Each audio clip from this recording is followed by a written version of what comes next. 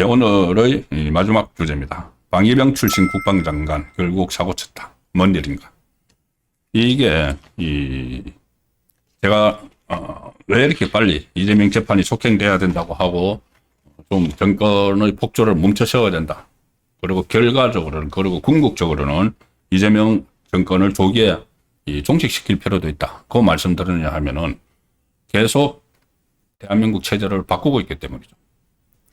인적 교체, 주류 교체 이런 문제도 심각하지만은 아예 다수당 그리고 거부권을 행사하지 않는 정권에 의해서 우리나라 법령이 다 바뀌고 한국의 체제가 다 지금 변화되고 있습니다.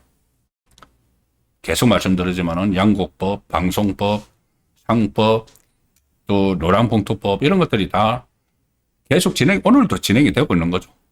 거기다가 가장 심각한 것은 지금 호전적인 세력으로 변했습니다. 북한은 그전하고 또 좀 다릅니다. 한국을 적대적 국가로 규정을 하고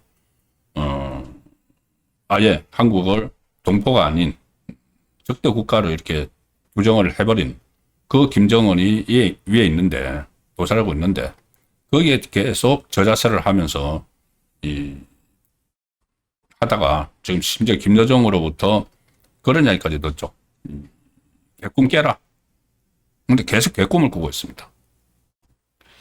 일단 오늘 우리나라의 그 장군 중에서 별 4개 대장이 7명이 있습니다. 일단 그 합참의장이 있고 육해 공군 참모총장이 있죠. 그 다음에 한미연합사 부사령관. 그리고 그전에는 1군 사령관, 2군 사령관이라고 했는데 이제 지상작전사령관, 2작전사령관 이렇게 해서 7명의 별 4개가 있는데 오늘 군 인사를 하면서 7명을 다 바꿔버렸습니다. 기존의 별 4개 7명은 전부 다 예편했습니다. 그리고 중장들을 전부 다 대장으로 진급시켜서 그 7개 보직을 다 채웠는데 군서열 이르는 합동참모의장이죠. 거기에 진영성 전략사령관, 공군입니다. 공군중장. 진짜 대장 되겠죠. 공군중장이 되고 어쨌든 군인들은 본인들이 본분이 있으니까는 정치 세계에 좀 흔들리지는 않을 거로 믿지만은 갑자기 이재명 정권에서 7명의 대장을 전원 교체를 했습니다. 당분간 이게 체제가 제대로 정립이 되려면 시간이 좀 걸릴 수밖에 없는 그런 상황이 된 거죠. 자, 그리고 방위병 출신 국방장관이 안규백이죠. 안규백. 방위병이라고 단기 사병들도 사회각 곳곳에서 역할을 많이 하고 있죠. 근데 국방부 장관을 단기 사병 출신이 해서 뭘 지금 그러니까는 할 수 있겠느냐. 그리고 또 그 전에 방위병 생활을 또 오래 해가지고 영창 갔다 온 것 아니냐 이런 의문도 지금 지워지지 않고 있죠. 근데 어쨌든 이 국방장관을 맡고 나서 안규백이 맡고 나서 여러 가지 오히려 군의 전력을 떨어뜨리는 국방부 장관이 주도가 돼서 군의 전력을 약하게 만드는 시도들이 계속 벌어지고 있죠. 당장 북한에 대해서 확성기 철거했는데 그 군이 발표할 때 그 북한도 같이 철거를 하기 시작했다 하는데 그 거짓말이었습니다. 40개 지금 그대로 대남 확성기 그대로 놔두고 있습니다. 털지만 않았을 뿐이지. 우리는 털지 않고 다 철거를 했죠. 그러다가 얼마 전에 그 국정원에서 하는 대북방송 중단됐다고 15년 만에 중단됐다고 나왔죠. 근데 오늘 이 군이 하는 국방부가 하는 지금 바로 안규백이 있는 국방부가 하는 대북방송을 오늘 또 중단했습니다. 이것도 15년 만에 중단했습니다. 국방부가 제작하고 송출해온 대북 심리전 방송 자유의 소리 라디오 방송이 오늘부로 전격 중단됐다. 국방부가 공지를 해서 남북한 군사적 긴장 완화를 위한 조치의 일환으로 자유의 소리 방송을 중지했다. 오늘 새벽부터 송출 중단. 이게 2010년 5월에 천안함 피격 사건을 계기로 이 자유의 소리 라디오 방송을 재개한 지 15년 만에 문재인 때 그 평화 쇼 이런 것을 하면서도 이 방송은 다 해봤습니다.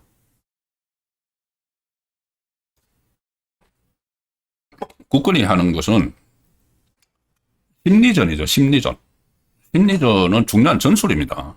그 심리전으로 하는 것을 그것을 빼버린 겁니다.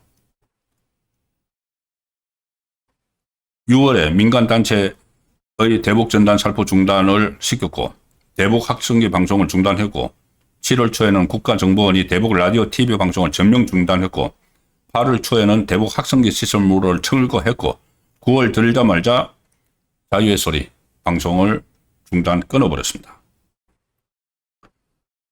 국가정보원도 그렇게 했고, 근데 북한은 지금도 전방에 40여 개에 달하는 대남 학성기 중 1개를 철거, 그거 아마 수리하려고 철거했겠죠. 그 외에 그대로 유지를 하고 있는데 우리만 이렇게 다 빼버리는 겁니다. 자, 더 근본적인 문제가 하나 있습니다. 이제 모레 중국 베이징에서 이 전승절 행사가 열리죠. 전승절 80주년 열병식이 있는데 이재명이 가느냐 마느냐 하다가 양쪽 눈치를 막 보다가 우원식을 보냈죠. 우원식을 보내게 됐죠. 국회의장을. 자, 그런데 이 중국의 전승절 기념이죠. 여기에 26나라 국가원수 또는 정부 대표가 참석하는데 우리나라는 이 안에 들어가죠. 그런데 서방 진영 중에서 우리나라가 중국 열병식에 참석하는 유일한 나라다. 오늘 집계가 됐습니다. 한국만 간다. 심지어 미국하고 일본은 별도 중국에 가는 사람이 없을 뿐만 아니고 중국에 있는 미국, 일본 대사도 참석 안 한다. 대사도 참석 안 한다. 그래서 여기 참석하는 사람들은 푸틴, 김정은, 그리고 캄보디아 국왕, 베트남 국가주석, 라오스 국가주석, 인도네시아 대통령 이런 사람들이고 서방 정상들은 아예 참가도 안 한다. 주로 이제 유럽 대사들도 참석을 안 한다. 중국에는 대사들도. 왜냐하면은 푸틴이 참석을 하니까. 전쟁을 일으킨 우크라이나와 전쟁을 일으킨 푸틴이 참석하니까 참석 안 한다. 그런데 우리나라는 이 푸틴뿐이 아니고 거기에 군사를 파병을 한 김정은도 가고 시진핑이 딱 중앙에서 시향제처럼 막루에 딱 올라서 있는데 그 한쪽에 푸틴 있고 한쪽에 김정은이 있고 한데 거기 서방 국가로서는 유일하게 우원식이 참석을 한다는 겁니다. 그때 이재명은 나토도 가지 않았죠.